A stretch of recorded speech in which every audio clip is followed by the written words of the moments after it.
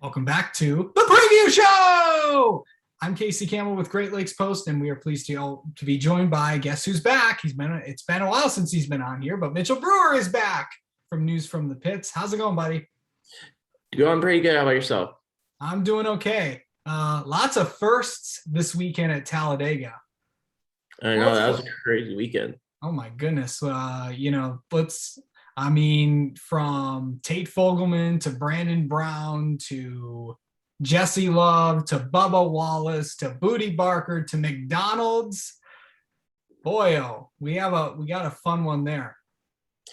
Yeah, absolutely crazy. I'm glad you bring up Jesse Love too. He obviously got his first win. That was a good race. You can't overlook that. But yeah, I absolutely. It was all at least all the Talladega races. It was all under bizarre circumstances where you didn't get one normal-ish race finish where you had Tate wrecking coming to the checkered. You had Brandon Brown in the darkness, and then you had Bubba in the rain. It's just kind of crazy.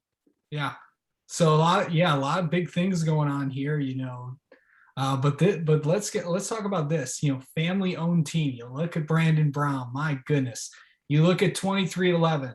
You look at Bubba Wallace finally getting it done. My goodness, a lot of interesting stuff coming out of Talladega. Just with Bubba's win alone, there's you mentioned, there's four different things that happened with the first team win, first win for Bubba, first win for Booty Barker, and the Mick curse is broken. So it's just all these different things that happen. It's crazy. I know it's definitely insane. I know a lot of us have talked about everything this weekend, and but this is called the. But yeah, let's go into it because we got a lot of things that coming from that because we talk about the Cup race, we talk about a lot of big things. What does this do for 2311? What does this do for Bubba? I think this is one of those things where it's just good to get that done and good for. I know there's a lot of pressure with that team, and I don't know if that you look at a situation like Daniel Suarez and Team Trackhouse. I don't know if they're under as much pressure as Bubba was to win with 2311, just because there's so much pomp and circumstances going on with this team in general. You have all these big name sponsors. You have Michael Jordan, who's invested in this program. It's a lot of pressure, and just to get that win out of the way and just to say, hey, I'm a NASCAR Cup Series winner. I think that's going to be huge just in general for Bubba Wallace. And who knows, maybe this could be something where we saw Chase Elliott when he got his first win, all of a sudden it started to happen more and more and more frequently. Maybe this is the confidence boost that this team needs. And yeah, I think it's going to be good for this team. Yeah, definitely for sure, because who knows what's going to happen with this weekend. Are you okay down there? You've had a rough week there, buddy. I have. I'm here. It's okay. Nathan Solomon is joining us. First off, we forgot to mention this, but tell everybody what you do, like who you write for, because I forgot to ask that the last time you were on. Yeah. So I'm writing with Empire Sports Media and the Podium Finish right now, and then I'm also doing a bunch of campus-related stuff because I'm a sophomore at St. Bonaventure University. Yeah, Nathan's had a pretty rough. Well, the Jets won, but his Yankees. Well, consolation. His Yankees lost. You know what the weirdest thing is this weekend? The two teams that you two root for are playing each other. Your Falcons against your Jets. That's going to be fun. In another country, and both teams are god awful. I mean, you're not wrong is the thing. I know. I had to get into that. But Nathan, thanks. Of course, Nathan, we were just talking, just wrapping up about Talladega and stuff. What's your biggest thing? Because we had a lot of firsts. We were just talking about this, but what was your biggest takeaway from the weekend? Hey, just that. I mean, 3 different races, 3 different winners. I mean, we saw a bunch. All 3 races were spectacular, in my opinion. Unfortunately, with the Cup race being postponed, it didn't get as many eyes as it should have on Monday, having to switch over to NBC from NBC. But I mean, I thought the racing was phenomenal. It's too bad that the rain cut that short. But I mean, I think overall the weekend was a very successful weekend, and we saw a lot of great racing. Yeah, it's gonna be some fun racing, of course, the Talladega and stuff this weekend. Anytime you go to Talladega, it's always going to be interesting for sure.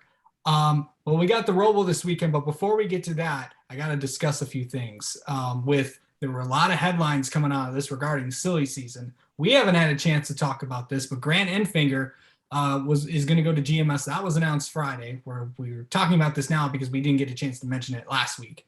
Well, we taped this show Thursday and it was announced Friday. But your thoughts on Grant Enfinger going to GMS for the next 2 years with Champion Power Equipment? I like it. I think it's a good deal for Grant as well. Yeah. I like it. Yeah, sounds good. And something else that came out of that weekend, Austin Hill will be not coming back to Hattori Racing, so there'll be a new driver in there. So that should be some interesting things to look out for. As for Austin Hill, we'll just leave it at that. I kind of know where he's going, so we'll leave it at that. So also the big news yesterday, Michael Annett announced that he will be retiring at the end of the season. I want to get your thoughts on that. Go first, Nathan, because this has been an ongoing issue for the past. Yeah, I'm not totally surprised. I mean, I kind of saw it coming. I think the injury was the last straw. I mean, I think everybody knew that he had the funding and if he really wanted to return, that he could. So I'm not sure, I'm not going to speculate on what his injury status is. I don't know, when he's returning this year, if he's returning this year. I mean, he's not on the entry list for this weekend. So Right. I think that maybe he would have returned next season had he not got hurt. I mean, Dale Jr. said that he'd be willing to field a fifth car for Annett because, like I said, he obviously has the funding, but, maybe the desire's not there. Maybe, maybe he is losing a little funding. I don't know, but I'm not totally surprised by it. Right. Okay, and then the other piece of news that just reacted today, I'll get you a reaction on this, Mitchell, but I don't know if you guys saw this, but this came in my inbox about an hour ago. But the Big Machine Racing team just announced that Jay Buford will be back with the 48 team. That, of course, this is a brand new team, of course, coming from Big Machine Records. Scott Borchetta, of course, they've been around a lot lately. But they're also, the biggest news from that announcement is that the chassis, and they're going to get chassis from RCR. They're also going to get technical support from them as well. That's a big step for that team. I think that's a great thing for that team, especially since they've been showing improvement, I think, all season long as well. And that's a team that has really quietly been one that you see Jade, every week it seems like he's picking up his performance just a little bit and a little bit more and learning the sport as a whole. And I've been impressed by that team. I think getting that alliance with RCR is definitely going to help. And who knows, maybe we get another team that's fairly competitive in this series. I don't think that's ever going to be a problem for NASCAR, and good to see for those guys. Yeah. So there's actually going to be some more announcements coming up this weekend. I just got the schedule for this weekend for Charlotte.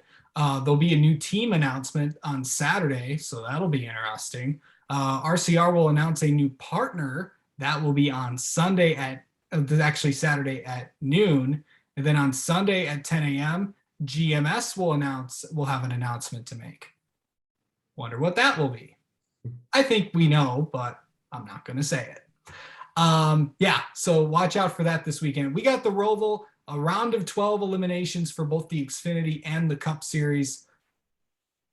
Okay, who is in the most trouble this weekend? I'll start with you, Mitchell. I would probably say Kevin Harvick's in a good bit of trouble. I don't think the Roval is his specialty by any means. And, it's going to be a tough weekend for Kevin Harvick. I think he's really got to come out here and really shift the narrative as far as him and the Roval and everything. And that's tough to do at a racetrack where I think the only guy that's really had a whole lot of success is Chase Elliott, who's another guy that's right near that cutoff. And it's going to be tough for a lot of those guys below that cutoff, but I think Kevin Harvick especially is going to need some luck and a lot, just a good run. Yeah. What do you think, Nathan? Alex Bowman, of course, he's 52 points below the cut line. I mean, he's obviously in a must-win scenario, and the 48 team's really not been great since really his Pocono win back in June. So I mean, I guess I'll say him. I mean, Christopher Bell, William Byron, they're both below the cut line. I mean, they can win on road courses. I mean, William Byron's been really good at the Roval. Bell, he won the Daytona road course early in the season. And I agree with Mitchell, of course. I think Kevin Harvick's not in a very good spot either. So I mean, I think it'll probably be those four that don't really advance. I know I'm probably jumping the gun a little bit, but I can't really see how any of those four will likely advance or pick up a win to advance the round of 8. Yeah, this would be the earliest that Kevin Harvick's been out of this since this knockout format was introduced in 14. So yeah, that will be something to watch. He's currently 9 points below the cut line. Christopher Bell is -28, and also William Byron is 44. And as you mentioned, Nathan, Alex Bowman is 52. Turning to the Xfinity playoffs, a lot of drivers they're in trouble there.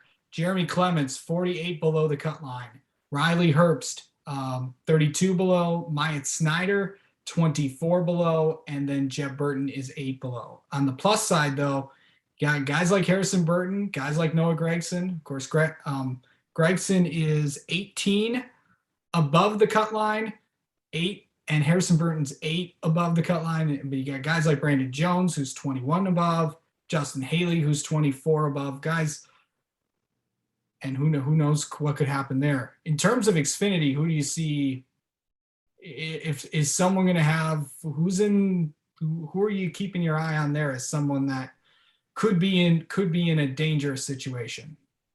I think we've just seen how crazy that race at the Roval can get. And really, it's just, I don't think really anybody's really that safe going into the Roval, just because like the unpredictability of the Roval. And if you're not locked in or safely secure or named AJ Allmendinger or Austin Cindric, you might have to worry this weekend, because this is just as dangerous of a race as Talladega, where if you get out, lose a bunch of points, all of a sudden your season's over. Obviously, you got guys like Jeremy Clements and Riley Herbst who really need to win in order to advance. They're obviously in the most trouble, I'd say, but I don't think anybody can be sleeping very nicely this week. Yeah. Especially because on Saturday there's a chance of rain in the forecast once again, so that could be kind of interesting if we see back-to-back races in the rain there. But yeah, I mean, I agree. I don't think anyone's really safe. I mean, of course, like you guys are saying, if Riley Herbst, Jeremy Clements are not, they're really in must-win situations. Myatt Snyder, 24 points back. I mean, he's not in a particularly great situation either. So again, I think it's kind of similar with the Cup Series. I think the guys that are in the top 8 are the most likely to advance. But I mean, hey, if you see someone like Noah Gragson, Harrison Burton get to some trouble, then anything can happen. A 40% chance of rain for Saturday in the 70s. Only a 10% chance of rain for the Cup race on Sunday at the Roval. So that'll be interesting there. Also, here's an interesting stat. The trucks I know aren't racing this weekend, but I just saw this. We've had the last 3 Truck Series winners are first-time winners. Do you know that? I did not know that, but that's kind of crazy to think about. Yeah, Chandler Smith at Bristol, Eckes at Las Vegas, and then Tate Fogelman at Talladega. Interesting. Yeah. Interesting stuff. Yeah. Non-playoff drivers have been pretty dominant so far these last few weeks, especially Vegas with Josh Berry and Xfinity, and then everybody, the craziness that is Talladega. We could see some more craziness, but that's because the Roval is what it is. All right, and you know what the time it is. Time for some picks, but we'll exclude Nathan on this one, but let's pick ARCA West, because we usually do that with you whenever I and Jonathan are on here. Who you got for of course, they will be at All-American Speedway this weekend. Who you got there, buddy? I mean, it's really tough not to go with Taylor Gray, just because he's been so good the last 2 ARCA West races. But Jesse Love needs a good run. He's coming off of a first-time ARCA National Series win. I'm going to go with Jesse Love this weekend. All right. Well, since you're going to go with Jesse Love, I'll just go with Taylor Gray. He's just on a hot streak when going on there. And yes, I did get a chance to talk to Jesse this week, so he's pretty excited there. So I'll take Taylor Gray. I think Jonathan took Taylor Gray as well. So yeah. All right. Now it's time for the Xfinity race. The interesting stuff there. The interesting Roval. Let's Nathan, do you want to go first? Sure, I'll go first. I'll go with Austin Cindric. I think that he's due for another win. If I'm not mistaken, he's winless since Indianapolis road course. He's kind of been a little bit inconsistent of late, and of course, this is the Roval is right up his alley, a road course race. So I think that he'll beat AJ Allmendinger and others to pick up a victory and advance to the round of 8. Yes, that'll be Cindric's first win at the Roval, I think. If he gets it done. All right, Mitchell, who you got? I'll go the opposite way. I'll go AJ Allmendinger. Okay, all right. Since I don't like usually taking other you guys picks, I'm gonna go out of left field a little bit. Who knows? Anything can and usually will happen. But I'm gonna take a bit of a wild card here and go with stick with the Gibbs. I'm going Ty Gibbs. Also, I forgot he was in the race. Also, keep your eye on this. Sam Mayer could be another threat as well because he just won. Well, he won a Trans Am race at the Roval, and then I say that, and then of course he has terrible luck. Goodness gracious, I don't know. I don't even know what to say about that. It's just bad luck with that 18. Goodness gracious. That'll be fun there, and the Cup race on Sunday, that will be fun. The Bank of America Roval 400.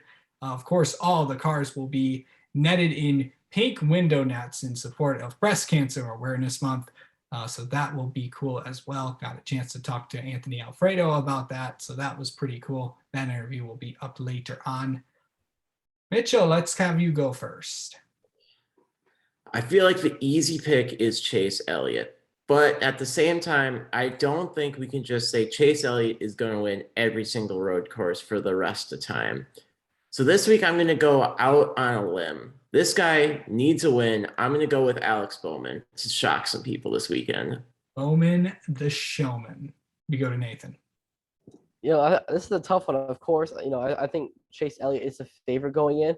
But, I mean, you look at the entry list. I mean, AJ Allmendinger's in the field. I mean, you can't count him out. Chase Briscoe, he's been really strong in these last 2 road courses. I'm sure he'll be in the mix. But I am going to go with Martin Truex Jr. He is one of the more underrated road course racers. He always seems to be up in the mix, and I bet he gets it done Sunday.